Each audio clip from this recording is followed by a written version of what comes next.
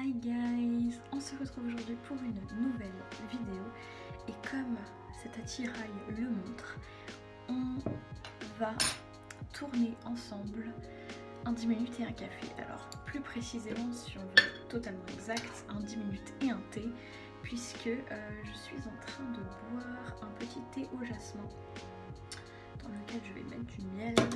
C'est ce thé là, je l'ai acheté à Waitrose pour ceux qui habitent en Angleterre aussi, vous pouvez le trouver.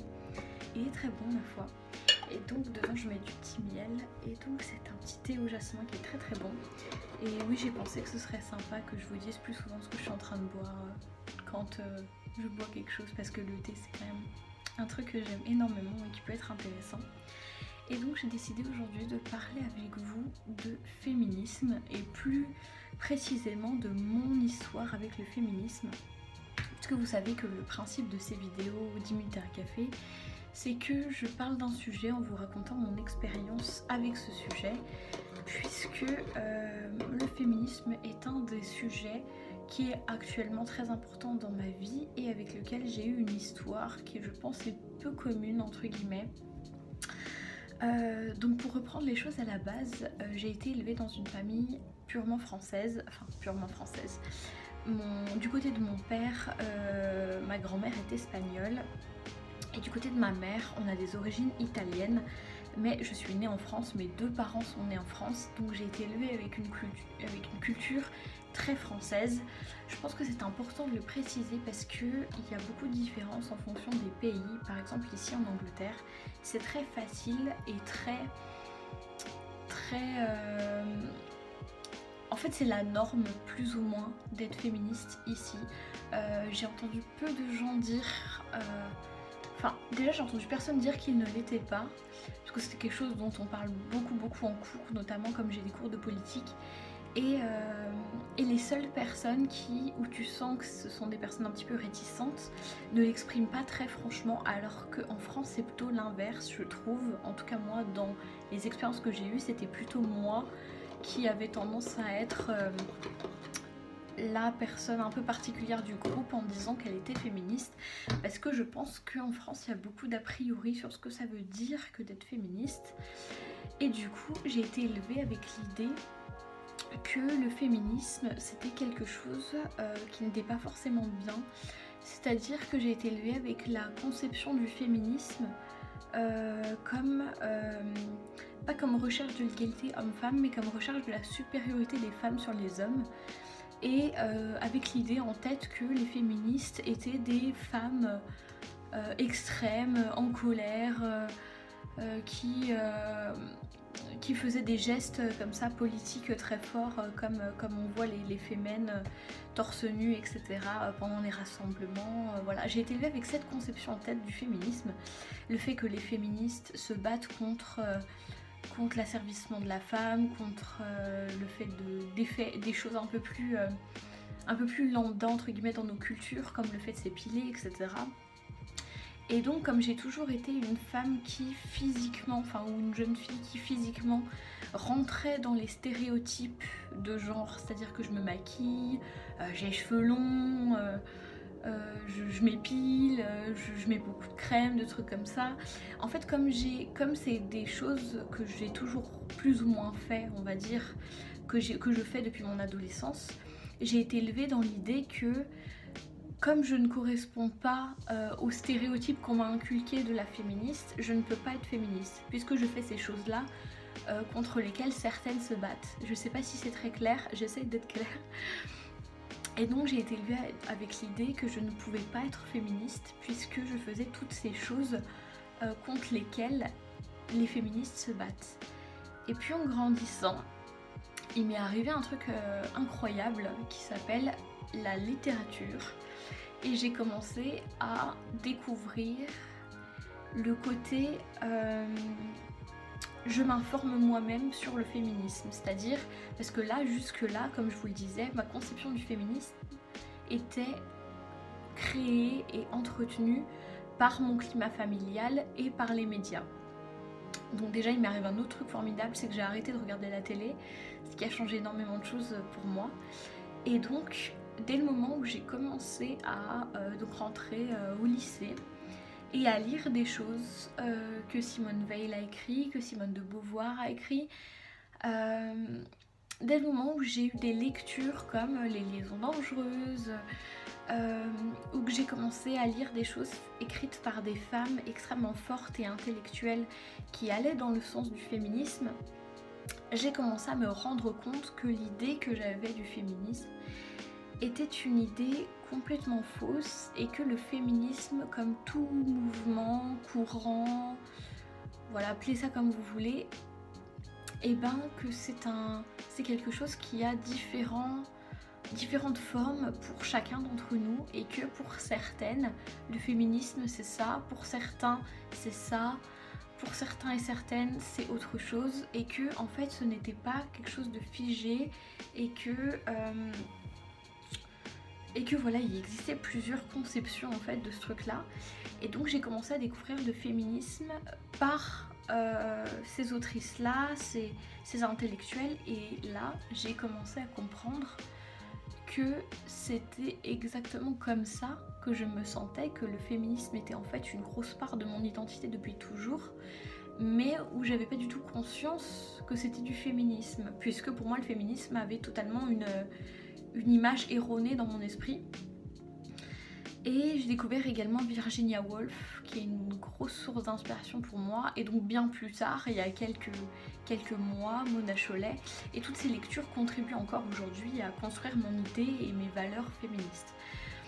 Et en fait, ce que j'ai fini par comprendre, c'est que le féminisme, plus qu'un combat contre des choses qu'on vous montre à la télé, c'est-à-dire que tous les féminismes se battent pour avoir le droit de ne pas s'épiler, etc. Évidemment, c'est se battre contre ces choses-là, mais c'est pas se battre contre ces choses-là directement, c'est se battre pour qu'il n'y ait plus de normes concernant ces choses-là. Je m'explique.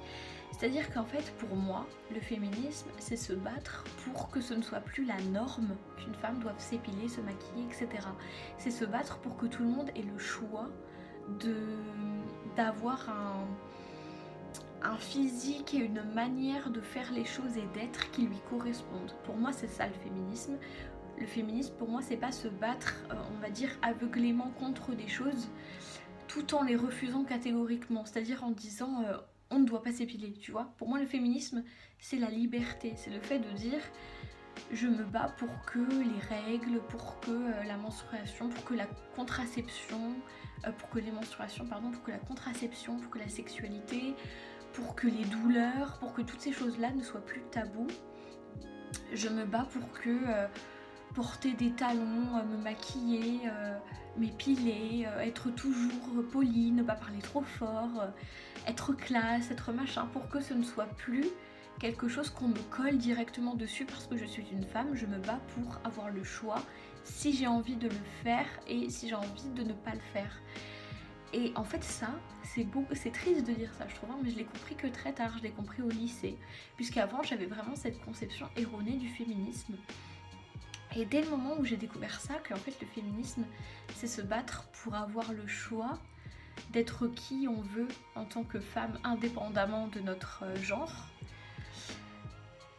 c'était une grande révélation pour moi. Et depuis, le féminisme c'est vraiment devenu une énorme partie de mon identité parce que c'est devenu quelque chose qui, je trouve, devrait être normal entre guillemets, c'est-à-dire que pour moi c'est une valeur en fait qui ne devrait pas être si rare que ça, en tout cas en France, ou si tabou, ou entouré d'autant de clichés, préjugés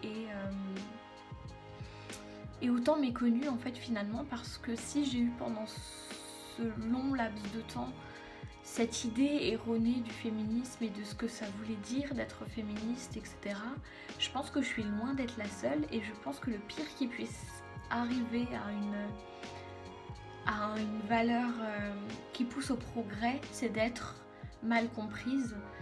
Et du coup vraiment je trouve que c'est vraiment triste en tant que jeune fille et après en tant que jeune femme de se rendre compte que que le féminisme c'est pas quelque chose de mauvais seulement quand on atteint 17-18 ans quoi, parce que vraiment, et vraiment sans mentir, j'ai surtout pris la peine de vraiment m'y intéresser en profondeur, dans le sens où je voulais déconstruire cette idée, qu'à partir du moment où j'ai eu 18 ans. Avant, je commençais à comprendre que c'était pas comme ça, que vraiment j'avais une image qui n'était pas qui ne représentait pas la réalité, mais j'ai commencé à vraiment avoir des informations fiables, parce que c'est aussi compliqué d'en trouver entre les médias, entre tout ça, entre ce qu'on veut bien vous dire ou pas vous dire sur le féminisme, etc. Et ouais, je trouve ça vraiment triste que ce soit une des choses qui soit vraiment mécomprise, parce que c'est quelque chose. Ici en Angleterre, ils ont beaucoup plus cette idée de on devrait tous être féministes. Être féministe, c'est lutter pour l'égalité homme-femme, c'est lutter pour toutes ces choses-là, pour le fait de déconstruire tous les stéréotypes de genre, etc. Et oui, en fait, je pense qu'en tant que petite fille, on intériorise beaucoup toutes ces réflexions, toutes ces mini-agressions du quotidien, en fait. Et en fait, on ne se rend pas compte que c'est lié à notre genre. Par exemple, moi, quand j'étais gamine, j'ai beaucoup eu ce truc de « oh, elle parle beaucoup » ou « ah, elle est très mature pour son âge » ou « oh, elle veut commander » ou toutes ces choses qui me disaient « t'as trop de caractère ». T'es une petite fille qui a trop de caractère, et je pense que je suis pas la seule et que c'est pas du tout la pire des choses que quelqu'un peut intérioriser, mais beaucoup de choses comme ça. Ensuite, le féminisme m'a montré clairement, par A plus B, j'ai intériorisé ça et maintenant ça se reflète comme ça sur mon comportement. Et par exemple, avant, je réfléchissais pas du tout au fait que je m'épilais, que je me maquillais, que voilà, je portais les talons, parce que je porte que ça. Les gens qui me connaissent le savent. Et plein de choses comme ça que je fais avant, ce n'était pas un choix réfléchi. Donc au départ, il y avait quand même, je pense, cette base de je suis une femme, donc il faut que je le fasse pour avoir l'air féminine. Et en fait, maintenant, c'est un choix totalement conscient et voulu, dans le sens où quand je n'ai pas envie de le faire, je ne le fais pas. Quand j'ai envie de le faire, je le fais. Et il n'y a plus du tout cette notion de réflexe, en fait. Il y a cette notion de qu'est-ce que je veux, en fait. Et je trouve que le féminisme, ça aide à beaucoup de choses comme ça. Et je suis très contente d'être ici, du coup, en Angleterre, pour avoir cette perspective beaucoup plus large du féminisme et ce côté où quasiment tout le monde l'est, en tout cas dans l'environnement universitaire dans lequel je suis, professeurs et élèves confondus, tout le monde plus ou moins l'est. Comme je vous dis, j'ai rencontré personne qui a dit je ne le suis pas, et les personnes avec le peu de réticence que j'ai rencontrées, en discutant et en débattant avec eux, ils étaient d'accord sur énormément de choses. Et c'est quelque chose qui vraiment me fait beaucoup grandir depuis que je suis ici. Et c'est quelque chose que j'aime beaucoup, de voir qu'il y a cette ouverture d'esprit à ce niveau-là.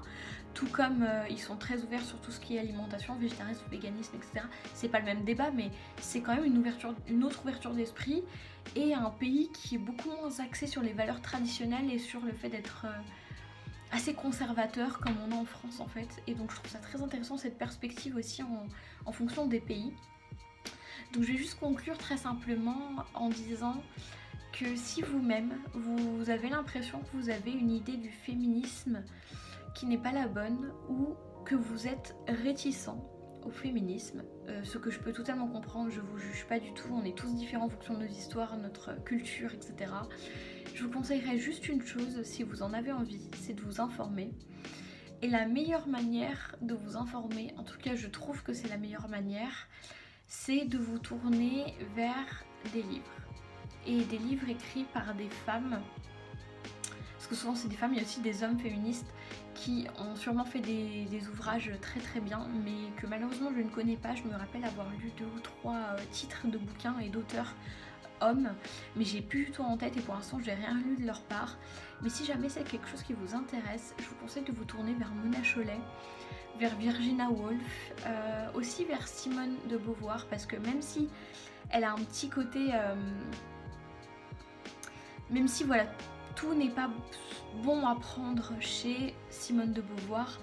Je trouve quand même qu'elle a une certaine liberté, notamment au niveau de sa sexualité, de sa vie amoureuse, de la manière dont elle se perçoit en tant que femme qui peut être utile. En tout cas, je vous conseille vraiment de privilégier ces sources-là et pas du tout les médias ou les choses comme ça. Parce que je pense pas que ce soit un bon miroir de ce qu'est en réalité le féminisme. Donc voilà, je vous conseille vraiment de vous renseigner par vous-même, encore plus si vous êtes dubitatif, parce que vous savez peut-être pas que vous êtes en train de passer à côté d'un mouvement qui pourrait vous représenter, parce que le féminisme, je pense pas du tout que ce soit quelque chose dédié aux femmes. Je pense que les hommes ont une énorme place dans le féminisme et que pour moi il y a beaucoup ce côté on avance ensemble en fait dans le féminisme. Je sais que tout le monde ne perçoit pas le féminisme comme ça, que beaucoup de féministes ont un peu de mal, et du coup à cause de tout ce par quoi on est passé en tant que femme au cours de l'histoire, sont maintenant un peu dubitatives et ont un peu perdu espoir en l'intervention des hommes en notre faveur, ce que je peux totalement comprendre. Mais pour moi c'est vraiment important qu'on avance ensemble, et pour moi ce combat-là peut pas se mener sans les hommes. Donc si vous êtes un homme, encore plus si vous êtes un homme réticent, ou si vous êtes tout simplement une femme réticente, ou peu importe, si vous êtes un être humain réticent ou pas réticent, mais juste que vous souhaitez vous informer, je vous conseille vraiment de le faire parce que c'est très utile. Je regrette pas du tout de l'avoir fait, et maintenant c'est une part très importante dans ma vie, et c'est quelque chose qui pour moi, c'est un mouvement qui pour moi est très bienveillant, et au-delà d'être bienveillant, qui pour moi est la bienveillance, parce que c'est une étape par laquelle il faut qu'on passe. C'est quelque chose de très important qui traîne depuis beaucoup trop longtemps, et voilà, pour moi c'est très important de s'axer sur ce combat aussi. Donc si ça vous intéresse, je vous conseille beaucoup d'aller voir ces femmes-là qui ont écrit des choses formidables. Il y en a encore bien d'autres que je ne peux pas tout citer. Vous pouvez aussi aller lire Jane Austen, qui a un point de vue très très féministe et très avant-gardiste pour son siècle. C'est une autre façon d'aborder le féminisme que je trouve très intéressante et peut-être un peu plus douce et un peu moins rentre dedans que les médias peuvent véhiculer parfois, que je trouve pas forcément représentatif du mouvement. Donc voilà, je vous conseille vraiment d'aller vous informer. J'espère que je vous ai donné envie d'aller vous renseigner et d'en savoir plus sur le féminisme. Et j'espère que vous aurez compris le message bienveillant et venez, on déconstruit ensemble les fausses idées qu'on a tous qu'on nous a tous inculquées plus ou moins depuis l'enfance. Et voilà, j'espère vraiment que vous aurez compris le message bienveillant de cette vidéo et que ça vous aura plu, que je parle d'un sujet comme ça un petit peu plus touchy. Je suis pas forcément hyper à l'aise parce que comme tout être humain je peux faire des conneries quand je parle ou véhiculer un message qui n'est pas celui que je voulais véhiculer à la base. Donc voilà, j'espère que ça vous aura plu en tout cas, et si vous souhaitez que j'aborde plus de choses comme ça à propos du féminisme, ou voilà, de sujets un peu plus comme ça, n'hésitez pas à m'en faire part, ce sera avec plaisir. Moi je vous fais de gros bisous et je vous dis à la prochaine. Ciao.